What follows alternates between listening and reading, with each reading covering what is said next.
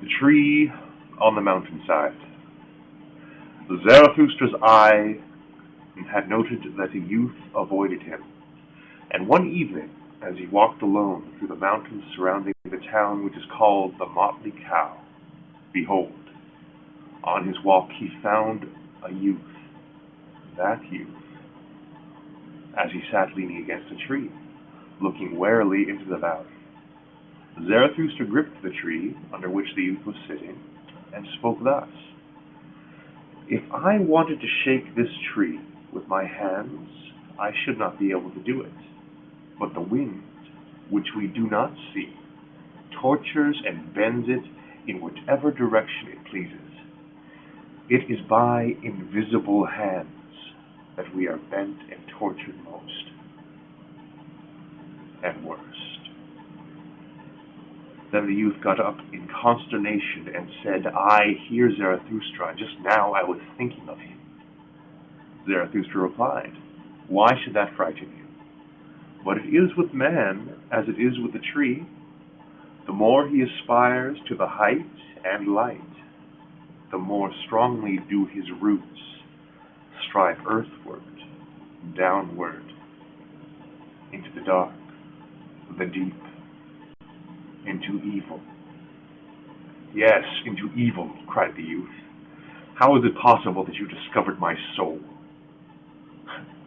Zarathustra smiled and said, "Some souls one will never discover, unless one invents them first." "Yes, into evil," cried the youth once more. "You have spoken the truth, Zarathustra. I no longer trust myself, since I aspire to the height, and nobody trusts me anymore.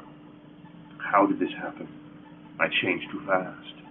My today refutes my yesterday. I often skip steps when I climb. No step forgives me that. When I am at the top, I always find myself alone. Nobody speaks to me. The frost of loneliness makes me shiver. What do I want up high? My contempt and my longing grow at the same time. The higher I climb, the more I despise the climber. What does he want up high? How ashamed I am of my climbing and stumbling. How I mock at my violent panting. How I hate the flyer. How weary I am up high."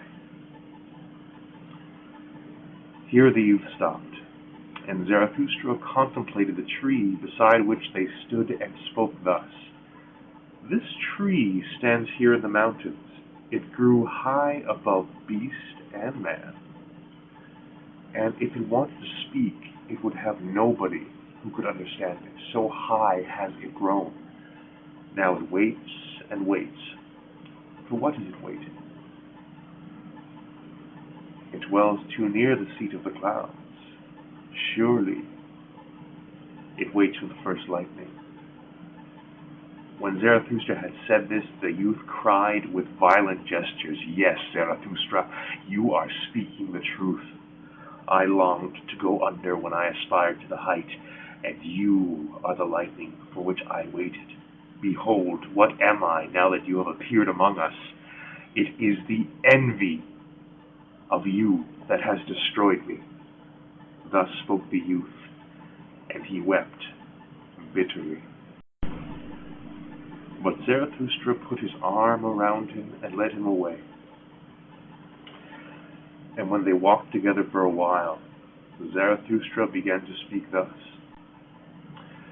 "It tears my heart, better than your words can tell it.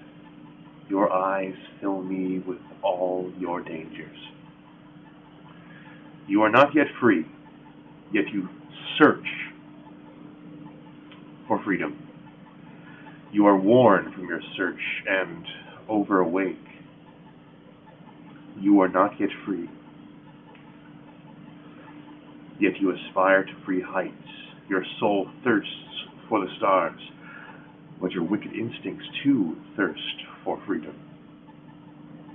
Your wild dogs want freedom. They bark with joy in their cellar when your spirit plans to open all prisons.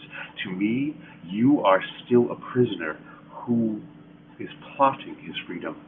Alas, in such prisoners, the soul becomes clever, but also deceitful and bad.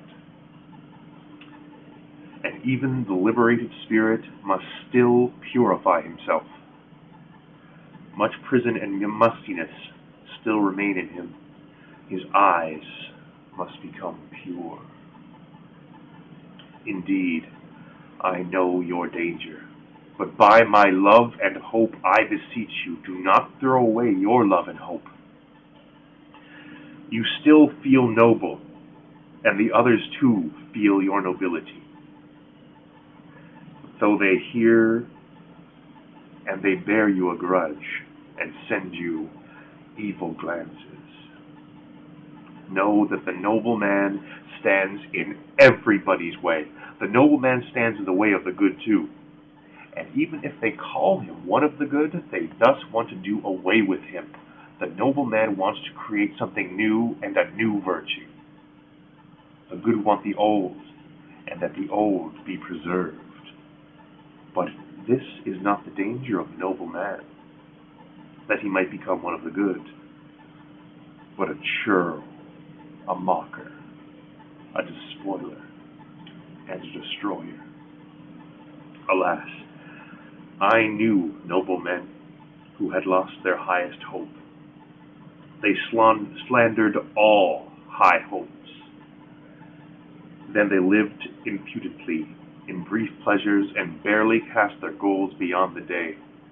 Spirit too is lust, so they said. When the wings of their spirit broke, and now their spirit crawls about and spoils whatever it gnaws. Once they thought of becoming heroes, now they are voluptuaries. The hero is for them an offense and a fright. But by my love and hope, I beseech you, do not throw away the hero in your soul. Hold holy your highest hope. Thus spoke Zarathustra. Friedrich Nietzsche.